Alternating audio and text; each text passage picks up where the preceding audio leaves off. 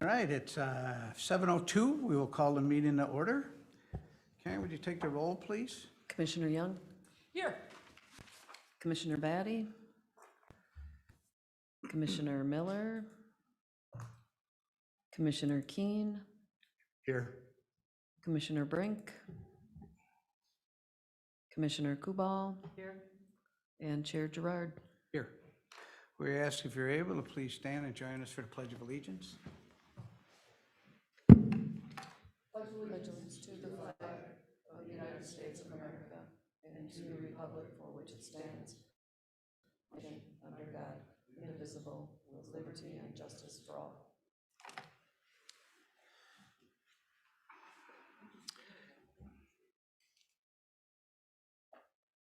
Chair is looking for a motion to approve the agenda.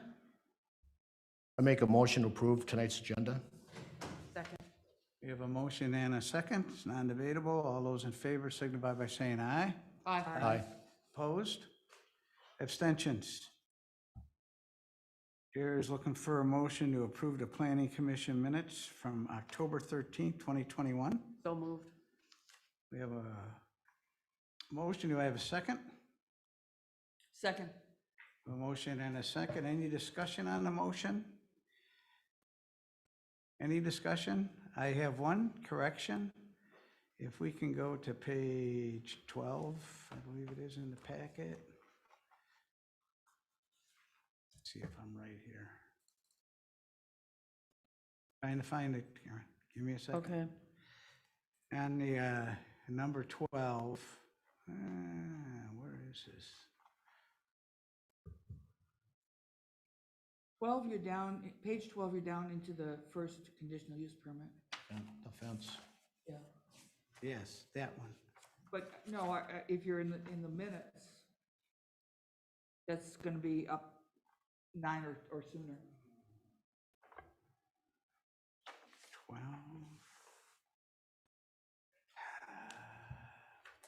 There's a word that I want corrected, and this sounds terrible. I said it was on page 12, and it doesn't look like that, so maybe I'll just shut up and, No. Minutes need to be correct, sir. didn't write down for what it was. But there's somewhere in the minutes we used the word continent, and I think we wanted contingent. I thought there was a big enough difference. Yes. Okay, where is that? can you search for that word? That's Karen, can you do a search? I don't think that it'll let us do that. I do not have them pulled up here. Hang on a second. Let me take a look.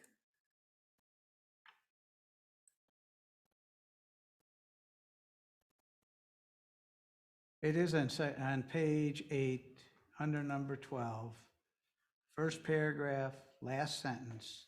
Page 8? Yep, I Okay. see it. Yep, he noted that the requirements of the watershed are continent, They're contingent. You're should be contingent there. Normally on the, I don't correct little stuff, but that one's a, when you get the 3 syllables, it kind of throws me. That's the only change I have. Any other discussion on the minutes? Hearing none, all those in favor signify by saying aye. Aye. Opposed? Abstentions? Karen, those would be the minutes as amended. Thank you. First up is 794 15th Street Southwest, a CUP request for a fence. This was tabled from our October 13th, 2021 Planning Commission meeting. Just a note that we held the public hearing at the last meeting, so we won't officially have a public hearing, but we traditionally will take input if someone wants to speak to the matter. So with that, I believe, Nathan, you are presenting? Yes, thank you, Chair. So again, the property address for the subject property here, 794 15th Street Southwest. As we discussed at the last meeting, as background, there are, or were identified two two improvements to the property that were done without having first received the correct permitting, going through the right process. The first was the installation of a fence. And that is the reason for this conditional use permit request. The other was an improvement to the parking lot surface on the property. And just as an update on that one, the property owner has been informed that site plan review is the correct process to go through to get those improvements permitted correctly. So that's what he'll be doing. So that will be at an upcoming planning commission meeting for your review. And then, so back to this item. So in a business or industrial zoning district, to install a fence over 4 feet in height and on one of these properties, you need to apply for a conditional use permit to do so. At the last meeting, the Planning Commission tabled this item with the intent to bring it back as an interim use permit. Following that, I contacted the city attorney just to see whether that was an option for the Planning Commission, and because a conditional use permit is the process that's prescribed in code, the correct process for this application is and would remain a conditional use permit. The intent of an interim use permit is primarily for uses that are not that are currently seen as acceptable, but in the long term they're not. So that's just to summarize the ordinance there. But that's the only real update that I have for you on this item. I'm happy to take any questions that the commission has. Commissioners, Susan? Sure, and Nathan. As part of the site plan process, do you anticipate that they will need or be requesting additional changes that would come under a conditional use permit purview? So the other improvements on the site are pretty much just the parking lot, and I didn't identify any aspects of the parking lot in a review of that that would require a conditional use permit. Okay. All right. Well, I guess it wouldn't have hurt my feelings to they went through this in such a backwards way. It wouldn't have hurt my feelings to have made them come back with a second conditional use permit fee.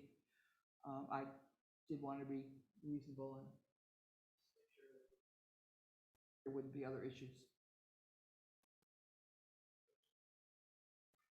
The questions? Mike? So the fence in the front, I drove through it today, the fence in the front, they're gonna allow it to stay where it's at, or, That's up to us. but not tonight? That's It what is the up to that, discussion okay. is tonight, is granting a conditional use permit for the fence as built. Okay. And- The way Nathan just made it sound is like they're gonna come back. They will be back on a site plan review, Okay, basically unrelated to the fence. okay. So the fence, we try to take care of tonight. And then the rest comes later, if I understand that correctly. Yeah, these are being processed kind of separately. Yep. So if I understand this correctly, we're going to go back to the continuous use permit that they originally submitted for and take a vote on whether we approve that or not, correct? Correct. Yep. It'll be the entire vote. And And then what happens if, since the fence is up, if it gets disapproved, is there a certain amount of time that somebody has to comply with that? so there's a couple steps here. First, this will be continuous use permits. We are not the final. We will make a recommendation to the city council and they will make the final decision. So that's how, regardless of what our decision is, it will still go to them for the final decision. They often, very often back what the planning commission has decided, but not always. So ultimately, what we're deciding is a recommendation, not approval or disapproval. We're giving the city council our input on what we think should happen as a commission. Now, there is some Nathan can probably explain this better. To some extent, this is somewhat of a given for a CUP because they've met all the requirements of a CUP. Is that? Yeah, I was able to find out a little bit more about that specifically today, and essentially, if the planning commission seeks to deny a conditional use permit, it needs to make a finding. It needs to essentially establish a finding that would be the reason for its denial. So it would need to establish one of the criteria that are listed in the staff report. It would need to identify as not being acceptable. And the staff didn't find any reason to deny it, correct? That's correct. The findings that the staff established in the report do support recommendation. Any other questions for staff? I guess I will probably move approval of the conditional use permit, but there are a couple of findings that I disagree with. Finding F, if granted conditional use permit, well, if we grant the conditional use permit, then the fence will conform with applicable zoning requirements, but it does not at this time. So in order to conform, it will need the conditional use permit. And I'm not sure that I would agree that the fence is in accordance with the policies of the comp plan. But I think that those are relatively minor.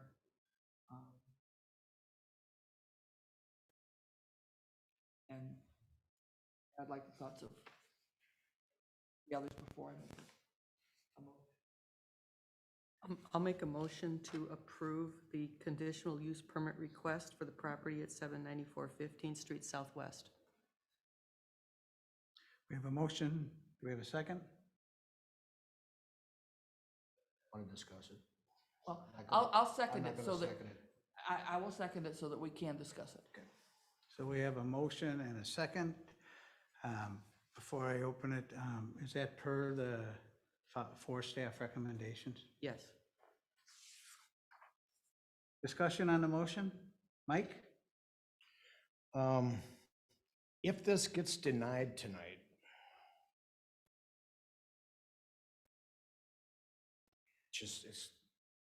it's really close to the street. You know, it's 6 feet high, it's big, it's got the huge double gate and everything. I don't know, putting something up without even going halfway through the motions, yeah, I'm not all in favor of it right now, but I'd hate to see them have to tear it down and move it back or something, but that's what we have to do, that's what we're gonna do. Mr. Chair, I would say that having a neighborhood meeting after we approve a conditional use permit does not serve any purpose. So I would seek to amend the motion so that staff recommendation 1 is not there, or is deleted. I don't see holding a neighborhood meeting after we have made a decision does not tell anybody in the neighborhood that we're going to listen to what they say, because we've already made the decision, and holding the neighborhood meeting is not helpful to the applicant. Would a site plan review trigger a neighborhood meeting? No.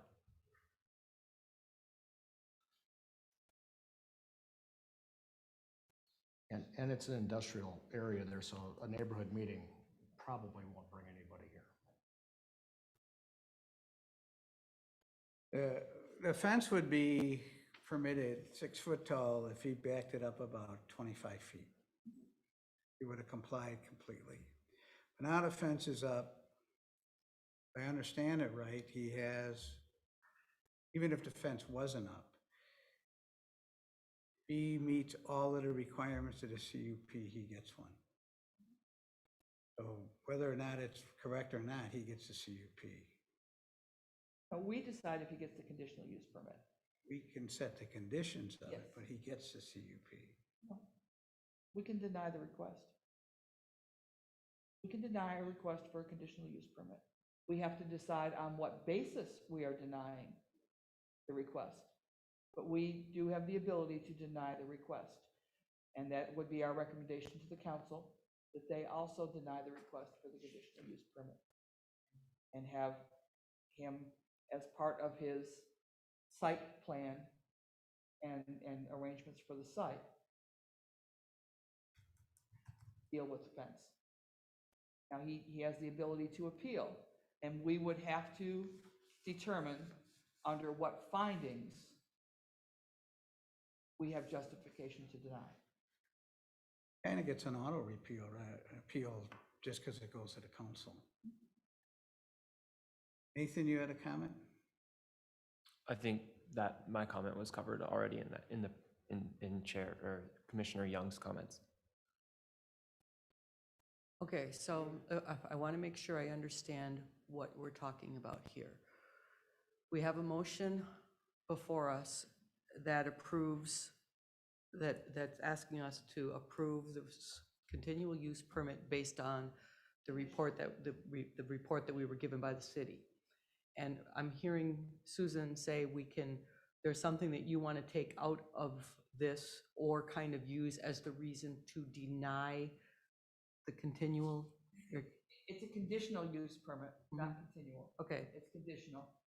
All right, and what I'm saying is that your motion was to include the 4 staff recommendations. So he would obtain the conditional, we would recommend, yes, you will be granted your conditional use permit. And my comment is, and my wish for an amendment is, that having a neighborhood meeting after we have granted the conditional use permit is not appropriate, and I believe. I agree with you. Now, wait a minute, and I believe that we are able to waive that particular requirement as a planning commission. I believe you are, yes. The requirement for neighborhood meetings? I will accept that as a friendly amendment. Patrick, do you have a different thought about that? No, I don't actually. I was just talking about a condition on a fence.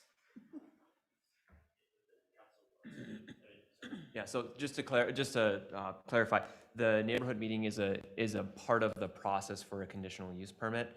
This improvement was made before the process even started, so point well taken that a neighborhood meeting may not be necessary. There was a public hearing actually held with this item, and we didn't have any members of the public that responded to staff, or I believe, I don't recall anyone showing up for comment on that item. No, there were no comments on that. There was no in here last meeting? Yeah, it was. I mean, last meeting, there wasn't a public meeting though. There was a public hearing, Oh, yeah. but nobody commented. Other discussion on the motion? So to reiterate, we have a motion to recommend the city council approval of the conditional use permit with following the conditions 2, 3, and 4. We are striking number 1. That said, all those in favor signify by saying aye. Aye. Opposed? Abstentions? Motion carries. And I'm not sure how the city, council, staff, administration can make it clear to folks in the future, this is not appropriate. And our police chief would say ignorance is no excuse. And this fence company knew freaking better. And the applicant knew freaking better. Hoped that we would.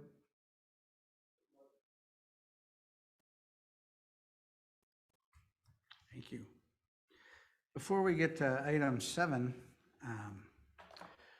we have a guest this evening, sitting up next to Nathan. you maybe have an introduction if she jumps in, which she's welcome too, but No, thank you. My name is Jane Cancer. I'm a planner with Bolton and Mank. I'm really kind of here just to give Nathan a little moral support. And we have talked about many of these issues, so just a little backup here. And I have worked with the city before. We did their comprehensive plan. And I know Susan sat on our task force, which seems like many years ago right now. Well, and the MXR discussion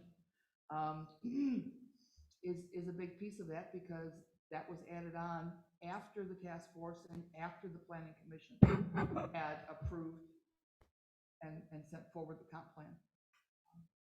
So that will be part of the eventual discussion on the MXR.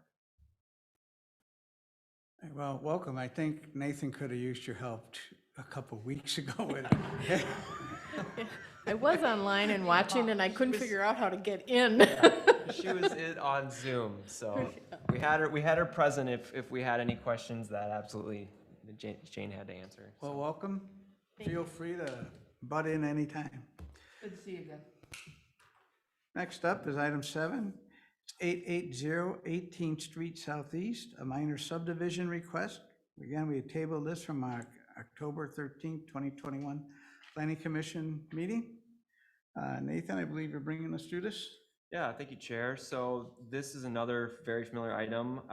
The only real change to discuss is that the applicants took the suggestion of the Planning Commission and amended the boundaries of their proposed lots. So parcel B, on which the home and the driveway run, now contains the driveway as well. So parcel A, the new parcel, will not include a shared driveway. It is still over 15,000 square feet, so it does meet the minimum, or the minimum lot size. Can you put that up on the I screen, can, please? yeah. Thank you. I'm bringing it up right now. Is that the latest survey? Yeah, there's on the staff report, there are 3 surveys. I doctored up the first one, and that was just in anticipation of these changes. And the 3rd survey that you can see that I'm bringing up and Karen's gonna put on the screen, this one is the newly submitted survey, so.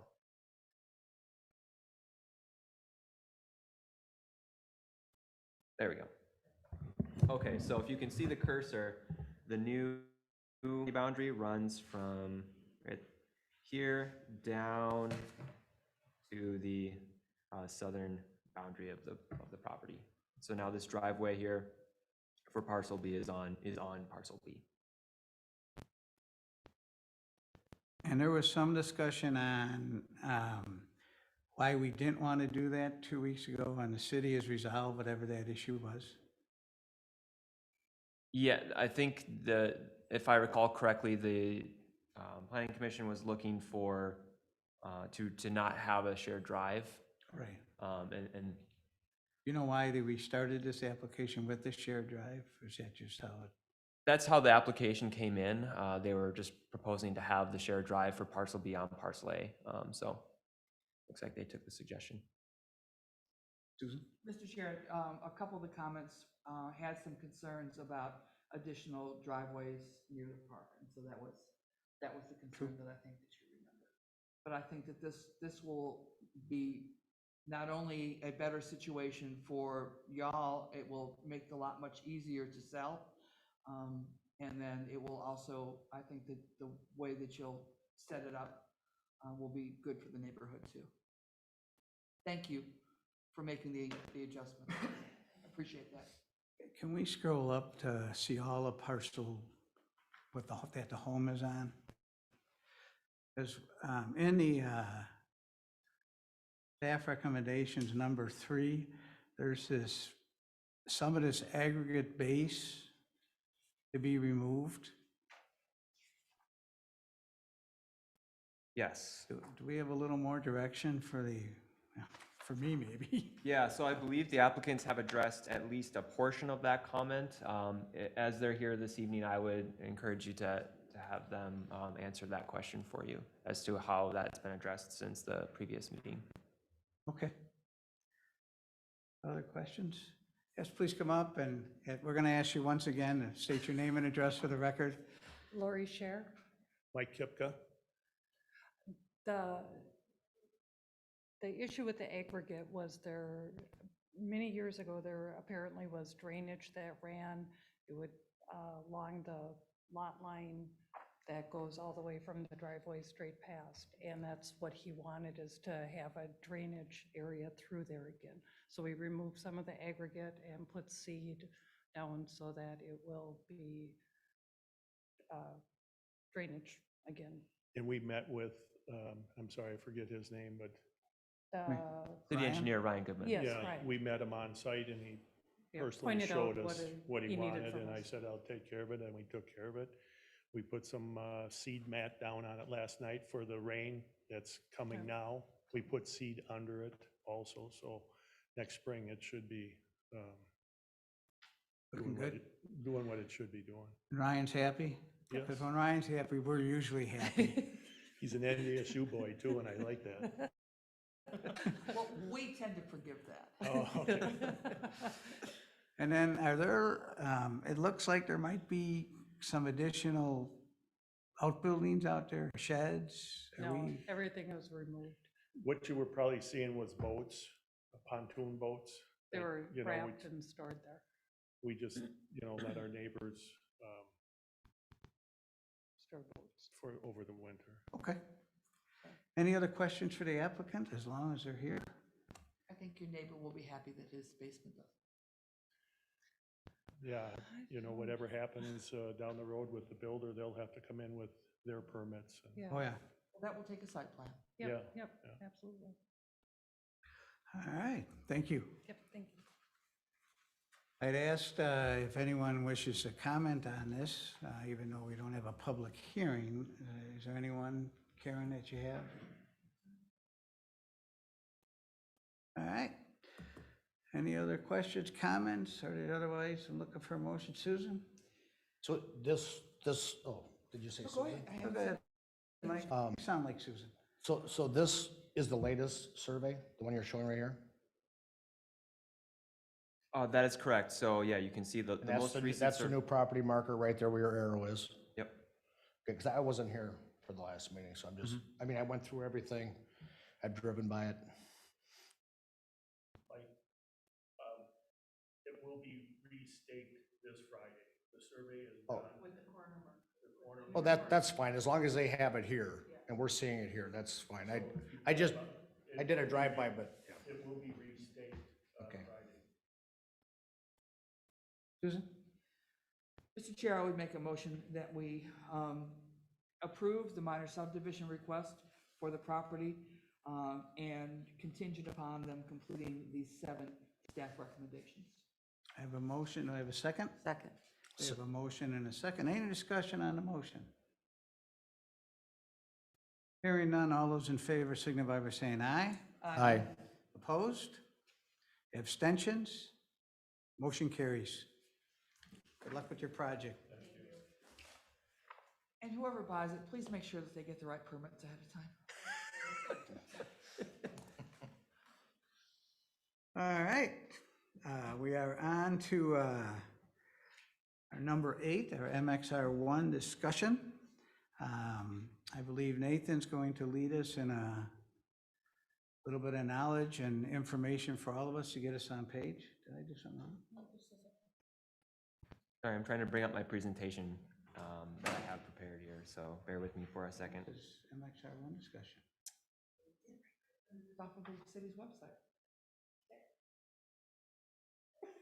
Okay, here it is. Karen? What? Did we have the MXR1 not on the agenda online? I pulled this off of the city's website this afternoon. And 8 was other, and 9 was. Because it's on my agenda, so I don't know. Yeah. And it is on the That's packet, April it just 27th. show, yeah? We- Try harder next time.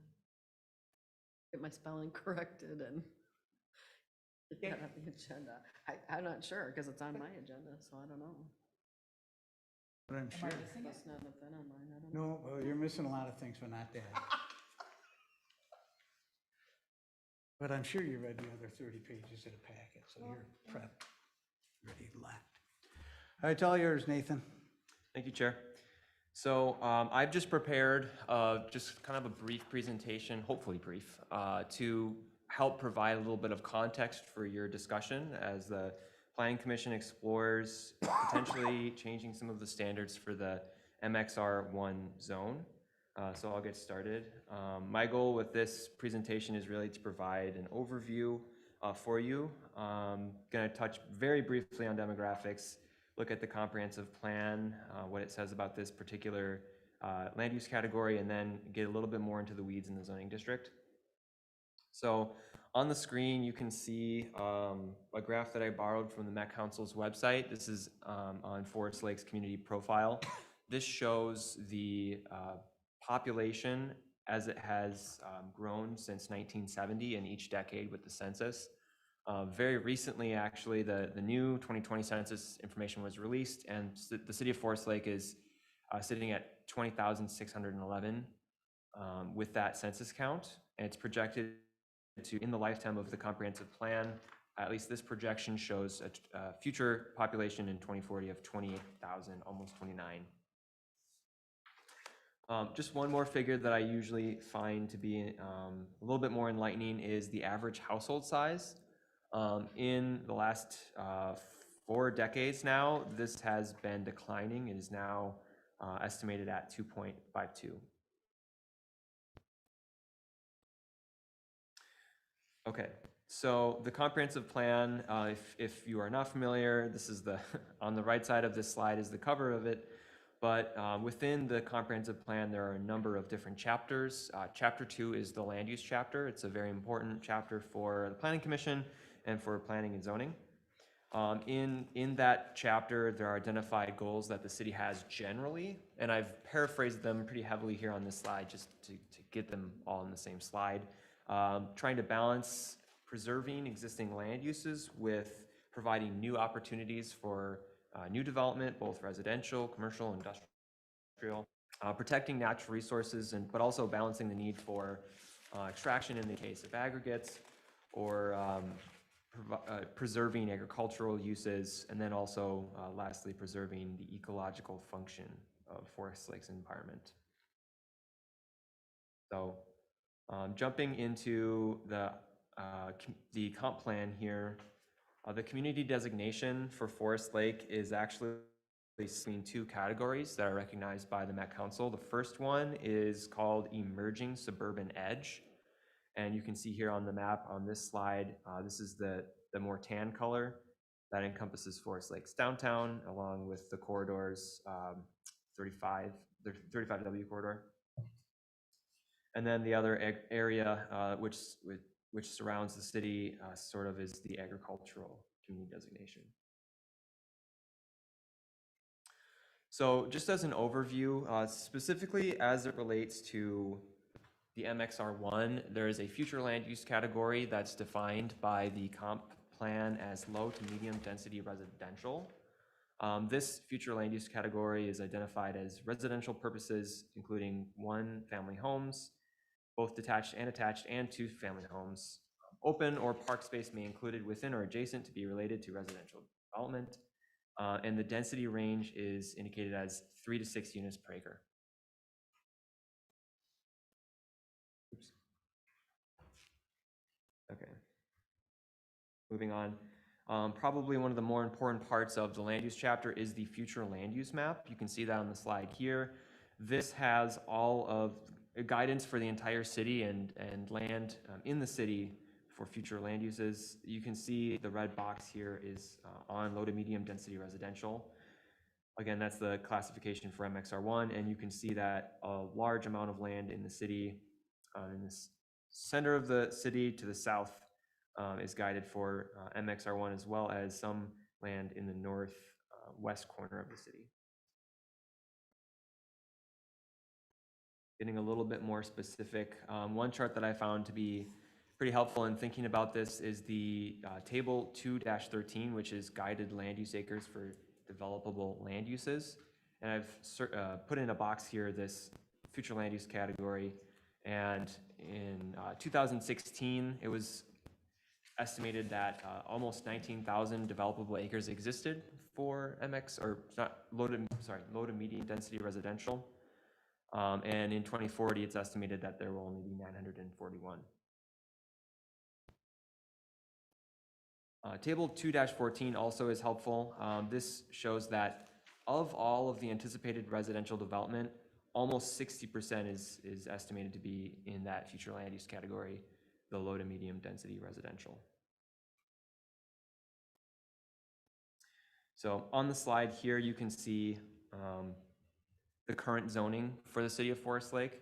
And you can see that this tan color here, which represents MXR1, encompasses a lot of that land, which is also in that future land use category, low to medium residential.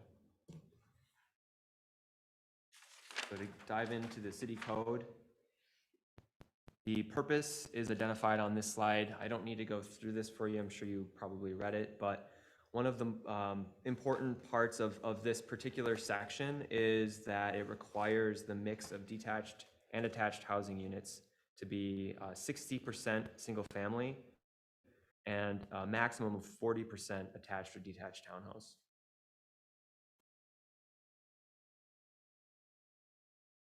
On this slide, you can see the standards for the MXR1 zoning district.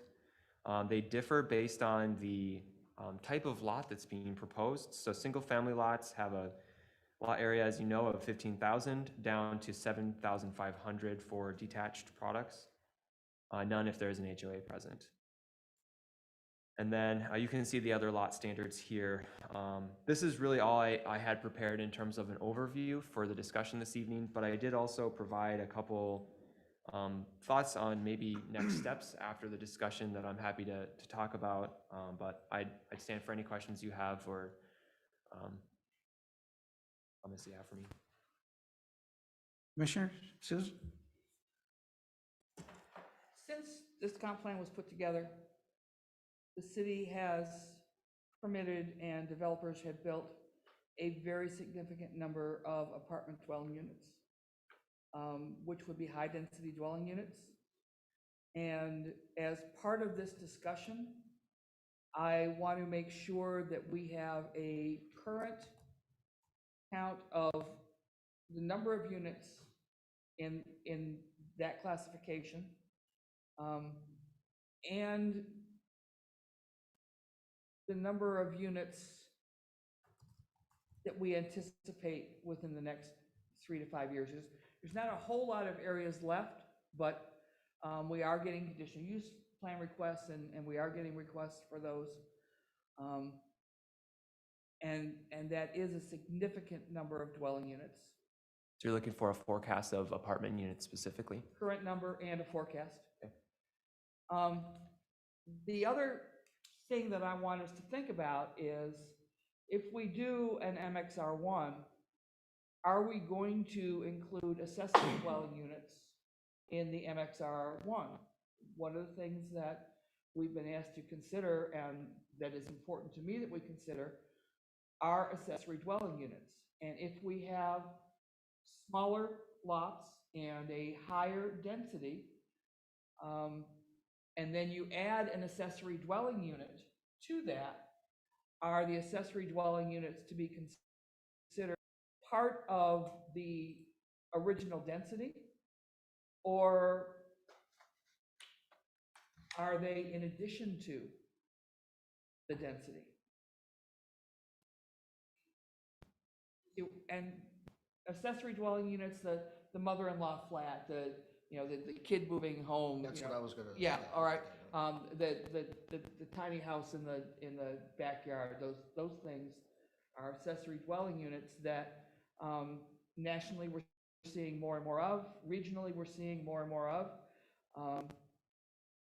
Donovan knows that I am very frustrated by the illegal one that's on my street.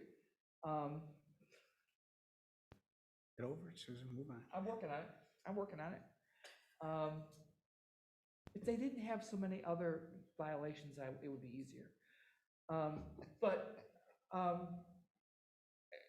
When we're looking at the ordinances, I kind of want to know what we're thinking as to whether accessory dwelling units would be part of the density or not.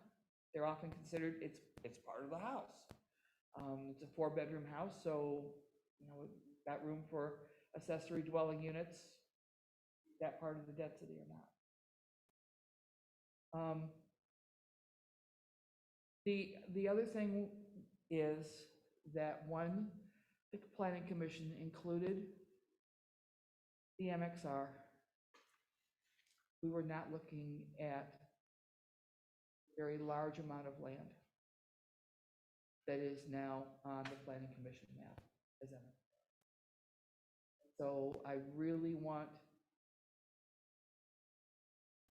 the city, and I'm talking, when I say the city, I mean not only us and not only the council, but also the residents. What do the residents want to see Forest Lake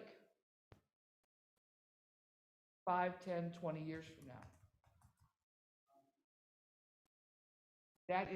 That's a lot of density in a significant area, and it will very greatly change the tone and character of the community. That can be good, that can be not good. Not gonna change where I am, right? Out in the Loon-Two Bullies, but that is something that we need to think about. And from the council's perspective, that kind of density comes with significant costs that do not pay for themselves in the value of the home. And the developers that we've talked to here, who have been talking about properties and wanting additional density, they're not talking about affordable housing on those properties. They've been talking to us in the 500,000 and up, which is not considered affordable. So what a lot of communities are saying is, if we get more density, we'll have affordable housing, and so that's how we'll get affordable housing. I don't hear that happening here. So if we are looking at this kind of density, when we write our rules, do we want to talk about percentage affordable, or how we're gonna look at that? It's a wide open discussion, so you don't have to raise your hand. I'm not sure that other communities are necessarily discussing what I would call the big A affordable housing, 80% AMI or something. I think they're really discussing less expensive housing. Because there's nothing in the metro that's affordable. Right? And it's almost impossible to, in this district, to hit any kind of a goal for affordable, the big A affordable housing. In new structures, anything built New structure, that's right. 15 years ago and more are coming in at affordable. But for what we're looking at is new development, and so it's a small A affordable. It's gonna be less expensive. I think where you're gonna end up with the big A affordable housing is gonna be in a different zone that allows greater density, the 8 units built together to try to even square up, get it. Great article in the Sunday paper on affordable housing, so it's an ugly scenario, It is. you know. But I think what we're really looking at here is a less expensive housing, term I would use. How do you, less expensive than what? Than what it would have been if we don't increase the density. I don't believe that. I think that what we've heard from the developers is, I want more density, but it's not so that I can build a house that is less than $500,000. That is not what the developers are telling us. Not what they told us, a few weeks ago. Those guys, when we had the joint meeting, they were talking substantially less than $500,000. One of them guys was at a $300,000 complex, another. And they were making the lots smaller and Smaller. further away from the street. So obviously, I think if the house is further from the street and the sidewalk in there, you're not gonna be able to build, the mother-in-law house in the back and stuff. But if they do, is this what you were trying to get at? Is like for the sewer and water, the extra utilities in that neighborhood? Firefighters, police, the water. I mean, stormwater effects. Patrick, correct me if I'm wrong, but I think, and planners, I think right now EPA is saying a residential home costs the city about 1.5 times what the city receives in taxes. Yeah, it's traditionally, residential homes don't They don't pay for their themselves. services, they just don't. And they do about 1.6, I think it was, percent, they do cost the city more than they get back in taxes. Oh, no doubt about it. So that ties into affordability, is, you know, what are your property taxes? That's a big piece on affordability. Can I ask where the shortcomings from the single-family homes is coming from? Because it has to get paid for somehow, so where's the money coming from? Is it being burdened over to businesses, or is it to the apartments, or? Oh, when we say services, that means police, fire, public works, plowing, water, well, the water and sewer takes care of itself, basically, water pays for itself. But it's in the tax levy because the city has very little other sources of revenue besides its own tax levy. There's some state shared revenues, and some fees, but for the most part, it's all tax levy revenue. And, you know, and when you say it's 1.6%, but on the other hand is when you have commercial development that pays for itself quite a bit. So but we're pretty much, right now, we're not getting a big boom in commercial development anywhere. And, you know, we had the commercial development at 35 in Broadway, but the rest of that hasn't come yet. So, but it's all in a proper tax levy. So basically, the folks that are here now pick up that slack. The article on Cottage Grove, basically, you know, they're looking at significant boom because they've got a couple of really big, high-tax commercial properties, industrial properties that have come into the city that help support that. But I don't think that they're looking at, I haven't looked at their code, I'm sorry. I don't know what their thoughts are. Bet you we got a guy here who could tell us that. Yeah. Actually, I think it was in Donovan's presentation. I think Cottage Grove was. Are you referring to like the list of peer communities that Donovan was, yeah, that would have been in Pierre, the last and packet. there was discussion at some of the developers when we had a joint meeting of, you know, we build on 10,000 square foot lot, we got 8,000, somebody knew someone who's got a 5,000 or a 4,000, which is what, I had a 5,000 in St. Paul when I lived there. It's plenty fine, but you're not gonna build a 3-car garage, 2,000 square foot house on it. Story and a half thousand foot square house and a single car garage, and it was fine. I mean, but that's what you get on a small lot. But we were curious what percentage of coverage was on those lots and what were they actually building. I think Ramsey was the one that they kept bringing up, is got some development with about 5,000 square foot lots or 4,300 square foot lots, which, again, I got no problem with but there's no context to it. There's just, it's a lot. And it was a very, very small percentage of the area of the city. Oh, yeah. And it's not like this. Well, this is why we're having this discussion, because this is big. But they could have, you know, an area of the smaller ones and another area of the mediums and another area of the larger ones. Absolutely. So I think a good mix in there would be great. We got our topography.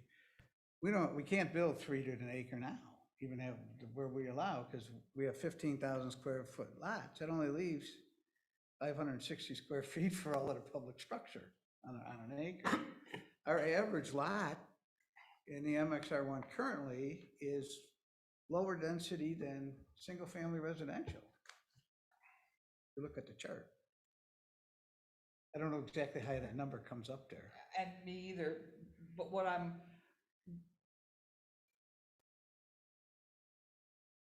we're seeing now is not what we'd be looking at 6 to 8 per acre. I mean, that's significantly different.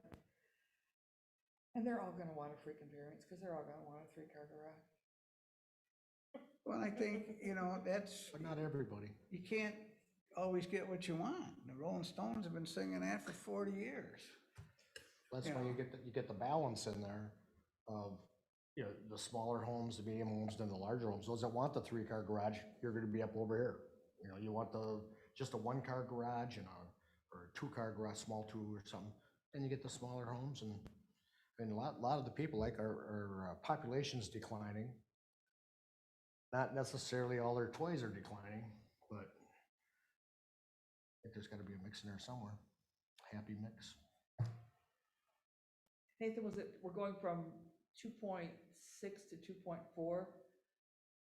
Average household size. The new number is 2.52, but where it's coming from, It was 2.6. 2.6, yes. Yeah, I don't consider that a really big decrease in household size.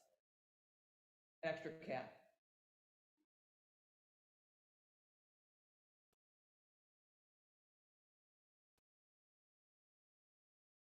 Well, it's hard to have 2/10 of a kid. Not even going there. Yeah, But I think the consumer also needs to realize that this isn't HGTV when they go house shopping. I mean, we're on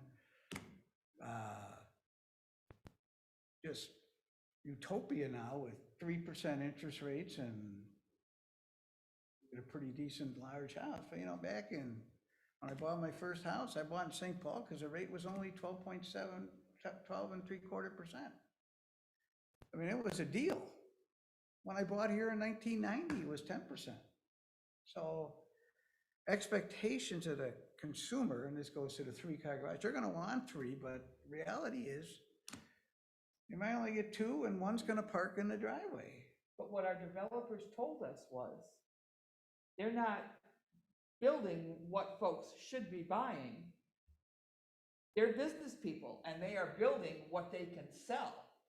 And what they can sell are the cars and the multiple, the 4-bedroom, and that's what they are. They're building what they can sell. At $500,000. Yeah, and so, they're selling them. and I don't see that they will not build that on a smaller lot because they know they can sell that. But is that what the city? What I'm asking is, I know what the consumer wants, I know what the developer wants, but what I'm asking is, where do we as a city want to be? And what do we want to be? And what do we want to look like as a community? That's the question. With you.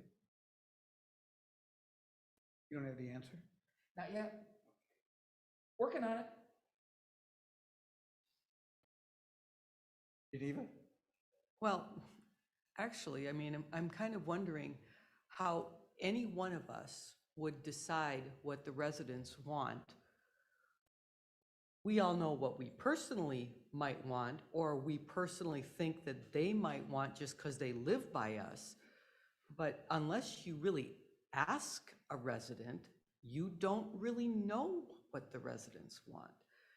And I've actually been starting to ask my neighbors and people I work with and come in contact with, what's your vision for Forest Lake? What are you afraid of? What are you hoping for? And some of the people have similar ideas about basic concepts, but then when it comes to the finer things, they don't want this or they don't want that. And I would have thought they would have been more similar. And age has a lot to do with what people want as well. People who are more in their retirement years are probably not wanting things that might be considered great to help the city grow. So who are we speaking to? How are we getting that information? And how are we going to share it so we can build a consensus with all the residents of Forest Lake to say, we've listened to everybody, we've understood all the needs, and we also want to, we want to help our city grow, we want to have a good tax base, we want crime to remain low. How we can do that maybe if we have this, whatever this is. And it might not have anything to do with what I personally want, and it might not even have anything to do with lot size or setbacks or things like that. So we do need to start really talking to our residents and getting them to meetings and getting the word out there so we can have them, I guess, get up in arms about an idea to flush out what that up in arms is and maybe avoid it, or maybe suggest what you're afraid of isn't something you need to be afraid of. I think that's what we need to do instead of guessing. Just really try to flush it out from the community, because we do want our community to grow. That's my 2 cents.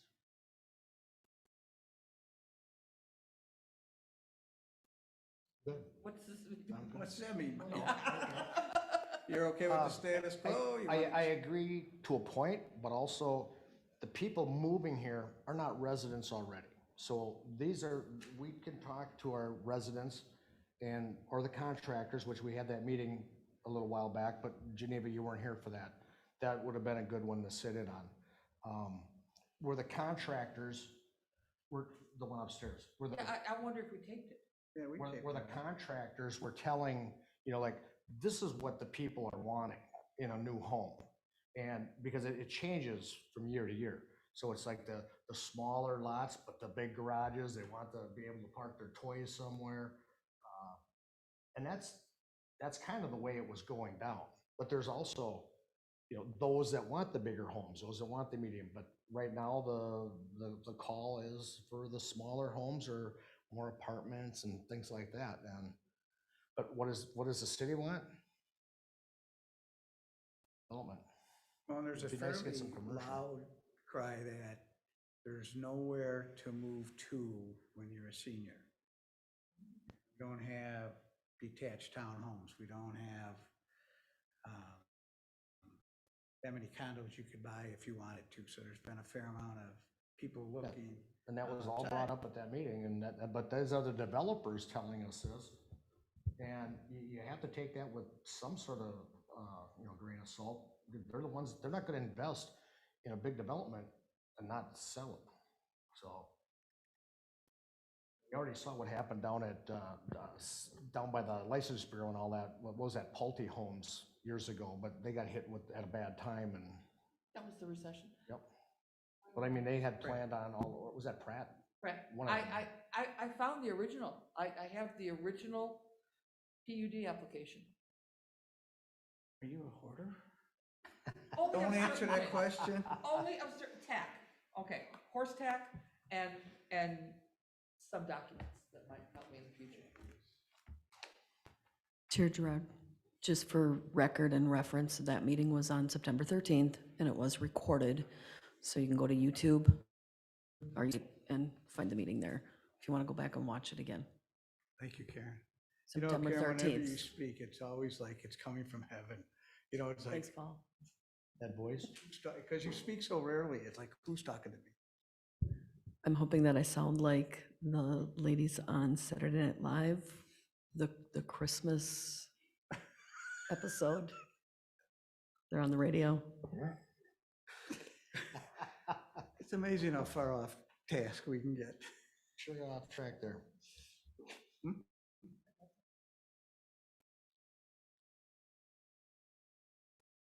Administrator Casey, you look contemplative there. Well, I just want to talk a little bit about a few things. And you're correct when you say the contractors you have to take with a grain of salt. You have to take them with a lot of grains of salt. Contractors are only going to come here when they can make a profit. And they know the market and they know what they need to do. And they're going to tell you that they need more.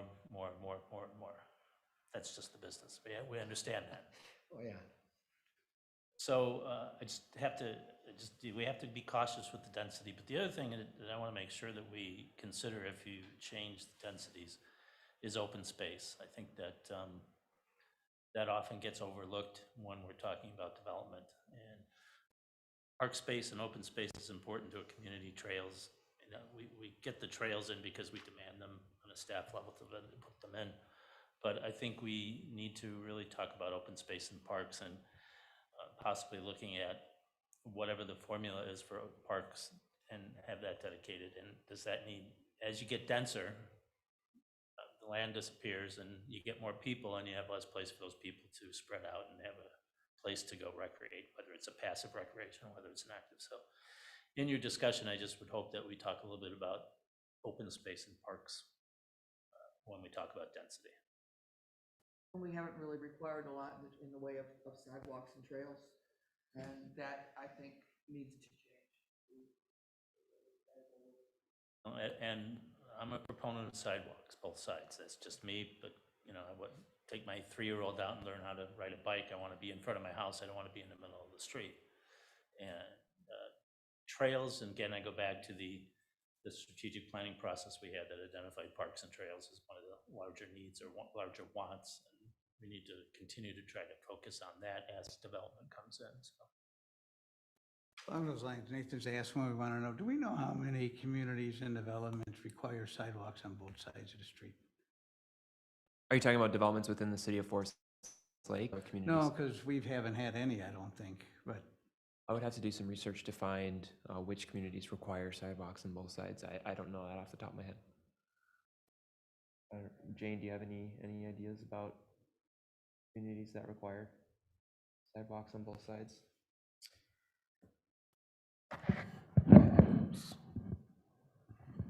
Okay, I just broke it. Yeah, most of the time I see those in larger communities. Rochester is an example. Suburban or emerging edge similar to Forest Lake, you don't see that very much, although I think it's becoming more prevalent because as people are purchasing homes, younger families, they're looking for sidewalks and more walkability. So usually you find a sidewalk somewhere, whether it's on one side or a trail system or something. So you're going to see more of that and probably going to hear more requests for that kind of thing. where does Parks and Trails sit? You know, they've been looking at a master plan. Are we getting anywhere? Is it worth having, telling them I come think and at some point join us? there should be a discussion with Parks and Trails. I'm not sure they're quite focused yet on master planning and parks and what they should be and what they shouldn't be doing. I recently made a small change in that staffing wise is Dave Adams is going to get it more into the park development side of the equation because he's a little more experienced and maybe have some more focus on where parks should be and how big they should be and things like that. So hopefully we'll get a little more clarity as we work through that. But no, we don't really have a great definition of where parks should be or what the plan is. We have a master plan, but it was never followed. You know, it's the truth. We have it from 2012 or 13 or something, I think. No, we put a lot of time and a lot of map drawing into it when we developed the comp plan. Yeah. I mean, I remember several specific folks drawing and adding stuff and the things that Eric suggested up around Cranberry Lake and North Shore Trail. Which made a lot of sense. The trick is getting from the line on the map to the place I can walk or bike.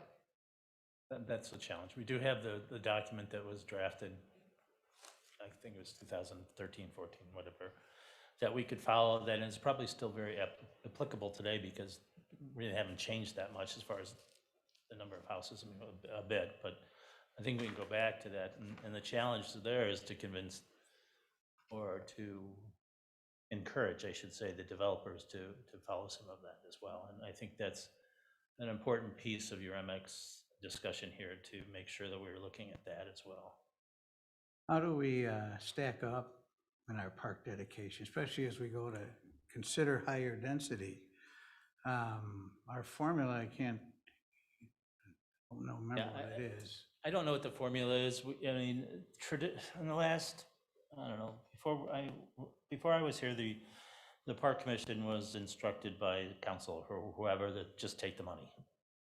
Well, that's fine, and put it into park dedication fees. My view is that you should really concentrate on getting the land because land disappears. You can always get money, you can't get the land, or if you want to get land later on, it's more expensive. We need to look at the impact fees or park dedication fees and the ratio of how much parkland is dedicated versus how many houses are built. We should go back. I don't know what that is offhand. There's a 10% requirement for developable land. Pardon me?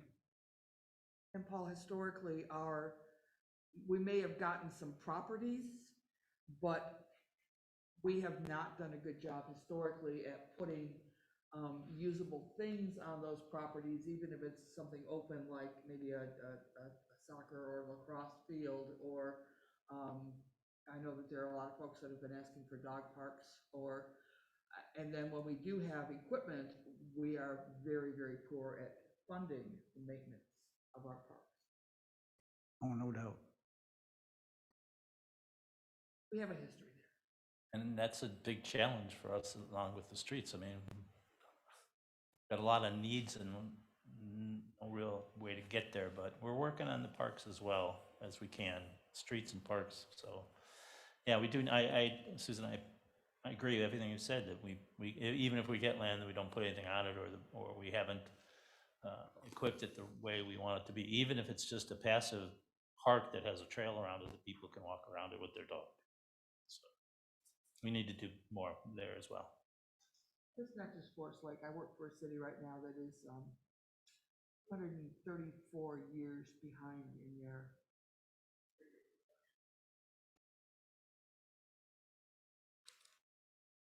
Pre-street. the streets that we should be reconstructing, instead of being on a 30-year cycle we're on about it. Mike? Does the parks and trails, do they meet with developers at all before they come to us, so they can kind of have an idea where these trails are coming from and going to? And Yeah, during the concept phase that comes to staff first, we meet with the developers and we have our own input on what we believe the trails should be and where a park should be. We've been trying to be smart on that. And then it does go to the park commission for their, not approval, but their. But the city looks over it first also, so that they Right. know that this Right. trail ends here. If there's a And- development, it has to connect Yes, somehow. Yes, and we have currently 5 housing developments in the pipeline somewhere. And we meet with all of those and recommend where trails should be and where parks should be. And sometimes when we look at parks, we try to put them in so you have 4 different owners and develop a property, we'll try to put it in an upper corner, for example, so that we know when this one develops, we'll put it right next to it, and when this one, and so that if you get 3 acres apiece, all of a sudden you go from a 3 to a 12-acre park once that's all filled in. So trying to be smart about it and locate them right. But we're also, the real key to trails is the connectivity. You gotta connect them. I mean, And that's also your open space too. If you can put that park Yep. next to some wetlands and all that, yeah. Okay. so yeah, so it is in the concept phase that we do look at that, and then the park commission looks at that as well. Other information we would like? Well, when I was looking at these charts, and, I'm new, so I looked at the table, table 2.7, and then I went to the table 2.12. And there seem to be different categories listed for the same 22,726 acres.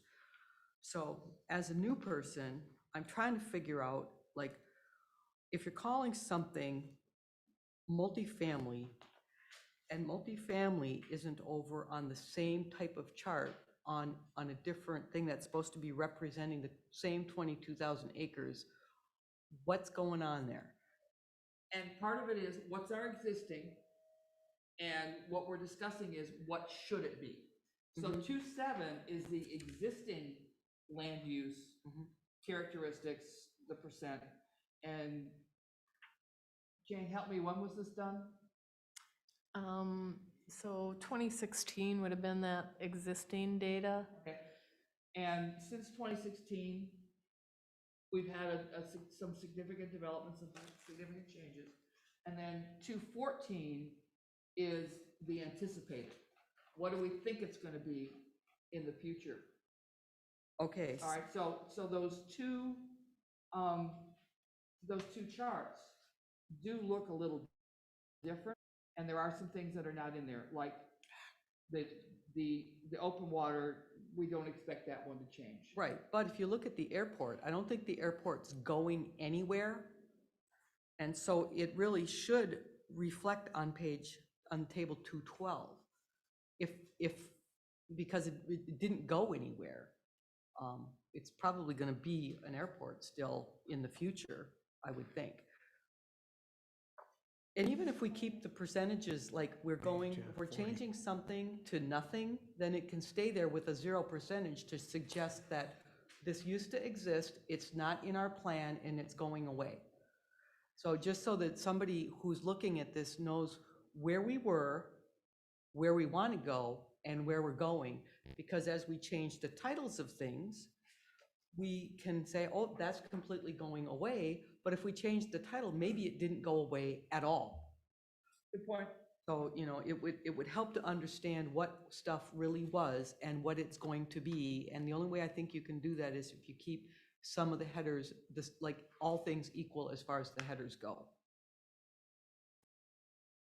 I think Nathan. I just have one additional comment on that, and one of the things that drives some of the decisions in terms of information provided in the comp plan is actually Met Council requirements. So in certain charts and tables that you see, they are actually requesting a specific type of information to be shown. So in terms of the existing snapshot, that's kind of, obviously it's accomplishing one thing and the other table is accomplishing another, but yeah, point well taken.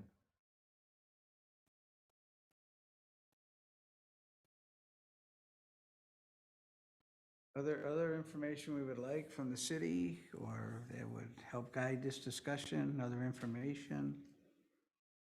Well, can you hire a builder to think about the idea of housing that would be more amenable to seniors?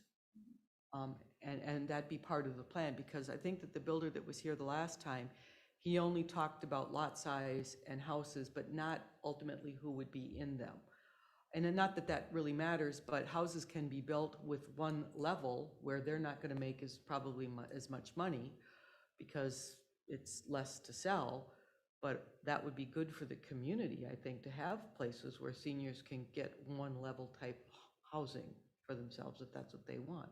One of the developers that was at the joint meeting, I think he pretty much specialized in senior development, primarily detached townhome. I don't know how close they were to here. There's some by the airport, the one level ramblers, whatever you want to call them, for seniors. The garden villa thing. Yeah, something like that. And then up in the Horse by the high school there, that Lipizan area, they have the detachable townhomes. Some of those are 2-story, some are one, with garages.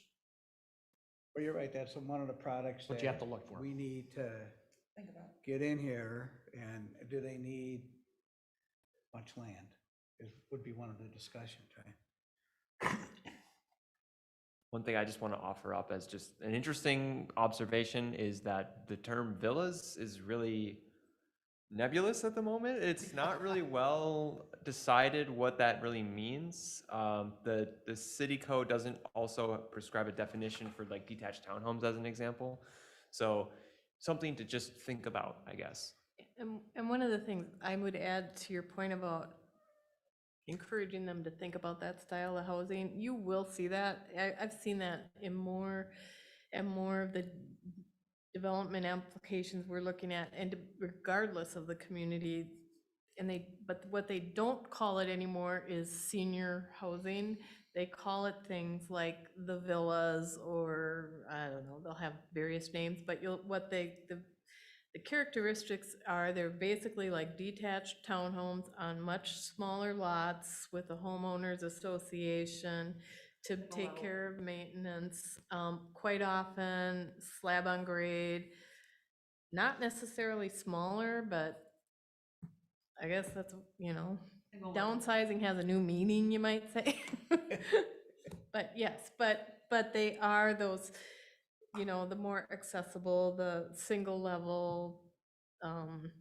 Give you an example, my brother and his wife just built a home, and set it up so that everything, like their main living area, their master bedroom, was all on one level. Laundry's all on the same level, so has I think it's a walkout, but they still have it set up so they can, eventually that'll be their retirement home. So that style of home is there, but they're not necessarily calling it that anymore.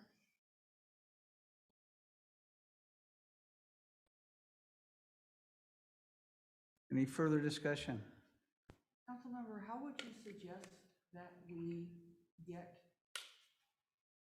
some additional community involvement in this discussion? And has this council inherited that big purple chunk down in the southwestern part of the city? And I don't know if that's a chunk that you all are still comfortable with or not. Nobody who is on the council now was on the council when that chunk appeared. Jane will remember that it sort of appeared almost overnight. So I can comment on your first question around getting resident input, which I think we've always struggled with in this city. So, our online, this coming to meetings, we're also finding folks are joining online more so, especially younger families with kids who don't want to come out at night. Surveys. I think I'm also thinking of the strategic plan that we did, and I'm pointing to Commissioner Gerard. While we didn't ask specifically about how, what did we want to see for housing, there was something in there. I mean, we got at a lot of the information around parks, like what do people value, and a lot of that was, I think, some, parks and trails really where it was what rose to the occasion for that one. It Yeah. was, and that's what that group basically said, will attract more families here. Yeah. That's how that talk went a little bit there. And that's probably one of the number one things, people talk about for us or send us information on. You mentioned dog parks, and that's coming back. Oh, it is back. Yep. And then the second one, I can't speak for the whole council, and I can't see, what is that? That's highway business. I could speak to that, Okay, you because speak I to was that. at that meeting. So if we're gonna throw anyone under the bus, short guy up here up front. The thought process behind this was the 35 corridor, and that if the exit that MnDOT is planning goes to 180th, this was thought to be an ideal area for commercial business. It's not heavily developed now. And if you, and I'll have Nathan pull up the MUSA map too, but, so that was the thought. If it goes to 180th, it would be ideal. Now, there was one camp that says it's gonna go to 180th because there's wetlands to cross. Because it's my understanding that MinDOT wants to have both 35E and W to have exits at this. And to do that at 170th, there's a lot more wetland to cross. I'm not saying which way they would do it. So the thought was that we would put a placeholder for industrial down in this corner, knowing that when you look at the Muciline, I don't even think it shows much before about 2040 before any of that's really in there. Is that what you're showing here, Nathan? We're in the 2020 currently, right? Yeah, blue is 2040. So the thought was the next comprehensive plan by then, the expectation was that MinDOT would have made a decision, and then you could realistically plan if you want this to be more dense or however you would want it. But just as a placeholder, if we didn't do it now, the thought was that we would never be able to have a large area for industrial. That was the thinking behind it.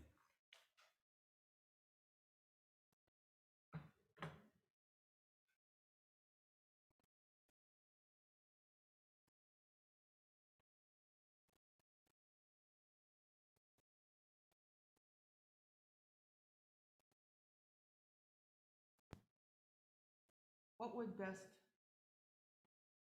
help council as you're thinking about these things, because we do want to help you. I think it would be interesting to, there's some stuff you can do with surveys, online surveys now. Which one? A bunch of them on design. Things like that are possible, but the trick is making this understandable. That will be a challenge. I agree. I think the average person isn't gonna understand or read the map, or even just knowing what it is just offhand. It has to be explained and not necessarily explained. The questions have to be asked in a certain way. But I don't want to ask questions in a leading manner. No. That's not what I'm after. What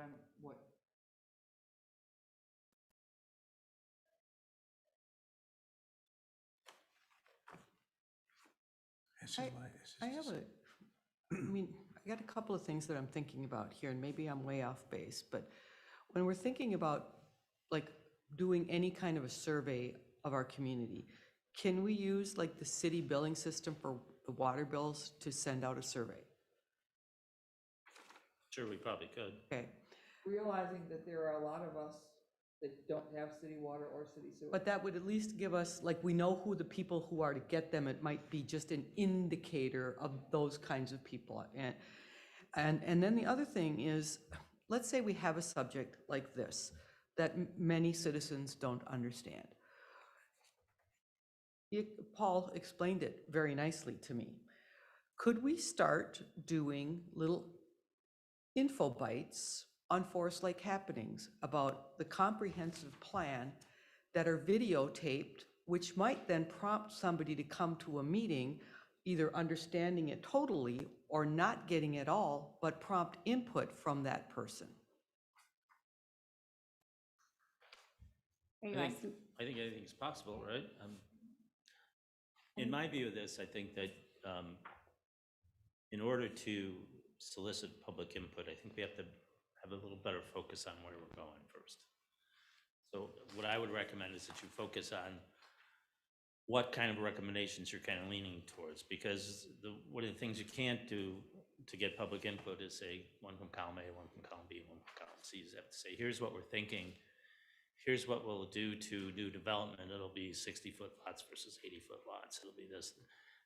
I think you just have to coalesce your ideas, and then we can start figuring out how to communicate that and get some input off of that. Kind of like when Donovan gave preliminary idea of where the lots could go.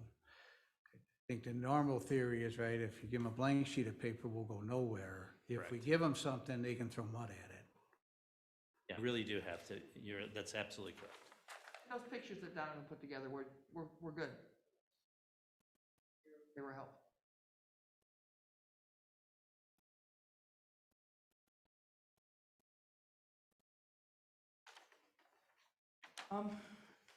In terms of information that would be helpful, I think that,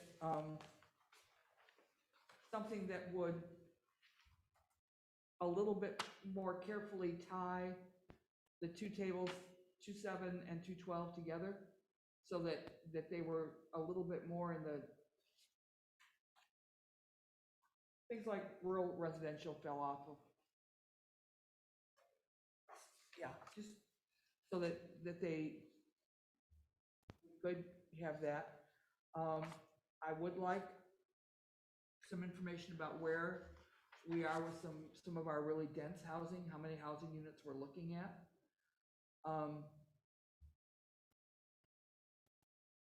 Are there, Casey mentioned that there are areas of the city where you are getting some significant development requests.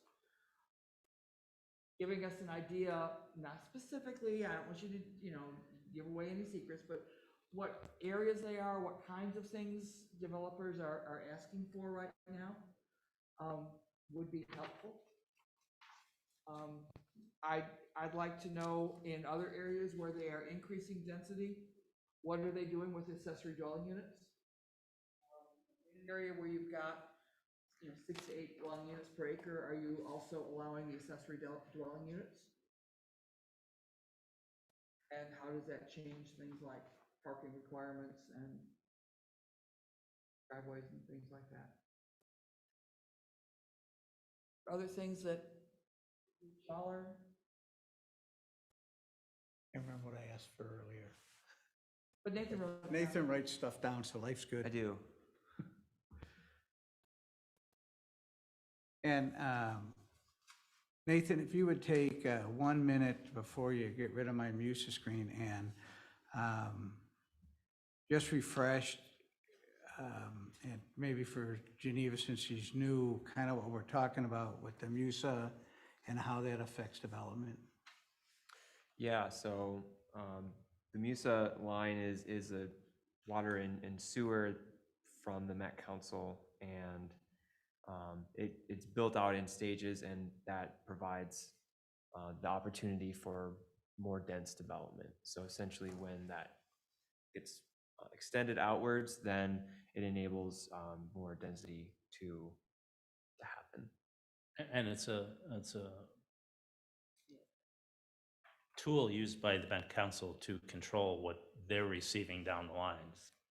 They want to know, kind of hope, also try to control growth, so they can plan on when they have to put in more treatment or more pipes as far as the sewer goes. So they're trying to allow you to go so, when you get the density or you get the growth and you can prove that you can go so far, they'll let you do that. But they want to try to control that so they can plan, and they can also upgrade facilities and know when they need to do that. So that's part of the reason why they do it.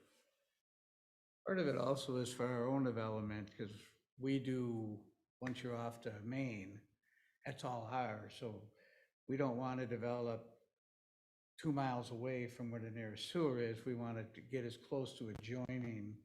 Otherwise, it's probably not practical for the developer, for one, to be able to afford that much sewer pipe to run. So you try to somewhat rein it in, but not deprive people of being able to sell their property either.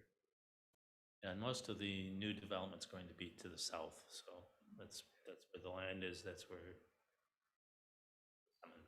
We do have some stuff around the lakes that have access to sewer, but do not have access to water. So some of those need to be larger lots.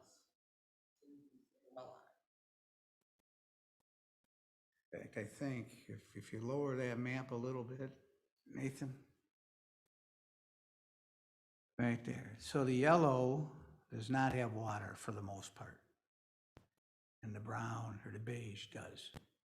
So the city, the original city had water in most of it, but almost all of the township does not have water.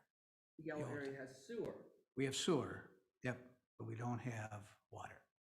I'm a little bit hazy on some of the south side of the lake, right off 97 there, but, yeah, so, Remember we had that, oh, yeah, yeah, there is no water there either. there's no sewer there. And as, I don't expect, and there's no plan to put water in around the lake. Yeah, keep in mind this map is through 2040. That's not to say things won't change, but I think the idea is what is available now, and the staging is a couple of things, where the, where the pipes are located, pipe sizes, capacity, and then in some cases, kind of our best guess, what's gonna go first, second, or third. But you're right about some, like the area up in the far northwest corner, as I recall, that there's some difficulty in serving that for a number of reasons. I don't remember, Ryan would know, but if it's pipe size or grade or something, but that's why you kind of have those two little gaps. And then as you go east, a lot of large lot development, that's difficult to, it's hard to extend sewer out and serve those lots. It's very expensive. Not, it's kind of not really cost effective. But there's other areas that maybe in the long term, as pipes are extended, maybe capacity is increased, potentially could be served. But it, again, this is sort of a 20 years picture, and in not very long from now, we'll be doing it again, and yeah. You and me both. But I mean, yeah, the next round starts in 2025. So, On that cheery note, is there any other information we would like? yeah. Now's the time to get off and run if you want. And then, yeah, 3 years. We'll move on to our other then. Thank you all for participating in the discussion. And we have our esteemed councilperson Munson here tonight, so we'll start with you. Would you like to add anything, make any comments? I'll give you two updates just from this past Monday's council meeting. We approved or adopted the resolution for the County State Aid Highway 33 over by Menards for them to go on to their next phase, so the final plan. And then we also approved the city to move forward with hiring the community development director. And this will take sort of part of Donovan's role, I believe. Yeah, we will hire another Donovan or a planner as well, but the community development director should take a little bit more off of the development side of that. And hopefully the planner can focus on more nuts and bolts things that we need to get done. For example, doing the zoning code and make it match the comprehensive plan would be a good thing. Great. Do you remember what happened with the sign over at the truck dealer? They wanted to build a The monument sign Right. for that truck. monument versus, he wanted a pylon sign. Like right across from the We Goodwill. said no.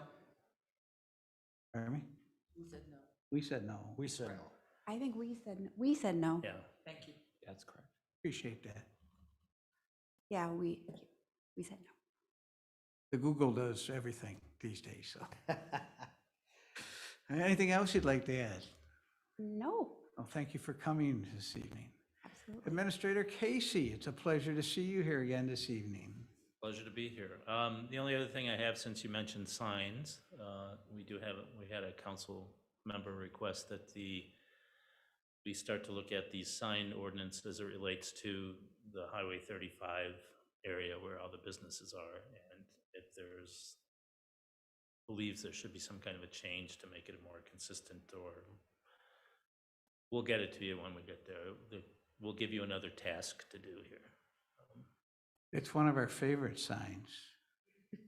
Yeah, I think I think the sign ordinance is based on the lowest part of the roof or something, and do we want to do it that way? Or I think the thought was, why don't we just standardize it at a certain height? And we'll bring that back to you someday here. I don't think there's a topic we have spent more time on. Oh, signs are always fun. Absolutely. Signs are good. Questions for Administrator Casey or Councilperson Munson? Anything on the golf course? I haven't seen anything. Thanksgiving, right around Thanksgiving. Good. Start to build that building. Nathan? Pat stole my thunder on the signs piece, so. That's okay. Should have talked to you beforehand. Well, it just came up. So. No, we anticipate having another sign variance request on an upcoming agenda, so it's top of mind. When will our next meeting be, as long as we got you? Will we have one in November? November 10th. Yes. Yep. Scheduled for November 10th, and then Is that the only December- November one then, because of, That is the only November meeting, and then there's only one in December. Probably the second week of all right. Karen, anything? The voice from heaven, I have nothing else. All right, we'll go down to commissioners. Mike? Well, since I brought up the sign part, I know I'm glad this council backed us on that, because there's, for various reasons, but I'm just glad they backed us on that one. I'm not real happy with this company that put a fence up and blacktopped their whole property without any permits or anything. So I'm just voicing my opinion. I'm not happy with it. I don't like the way it went down, but is the city, I'm just gonna say, if the city's gonna do something, do it. Because we have, we have to do something. That's what we're here for. Otherwise, it's the wild, wild west out there. And if they hire another building inspector or enforcement officer or somebody, I'd like to see maybe Tuesday through Saturday, or at least Saturday mornings. Just drive around, follow all the dump trucks, the cement trucks, and you're gonna see the weekend warriors. That's it for me. If we're going to enforce on the new folks, then we Enforce need on to everybody. enforce on our existing CUPs that have not been in compliance for low into these decades. Look what, right up here at the stoplights. Yes. That big eyesore. I know when they were talking a few years back about planting some trees in there, I was trying to help Ben out. I met with all the contractors. I mean, I spent hours and hours with these people to come up with ideas, and nothing's been done. That's it for me. Susan? Nothing, sir. Do you? Nothing. I have nothing. Based on that, the chair is looking for a motion to adjourn. So moved. Do I have a second? Second. We have a motion and a second. It's not available. All those in favor signify by saying aye. Aye. Opposed? Abstentions? Meeting's adjourned. Thank you all for participating tonight.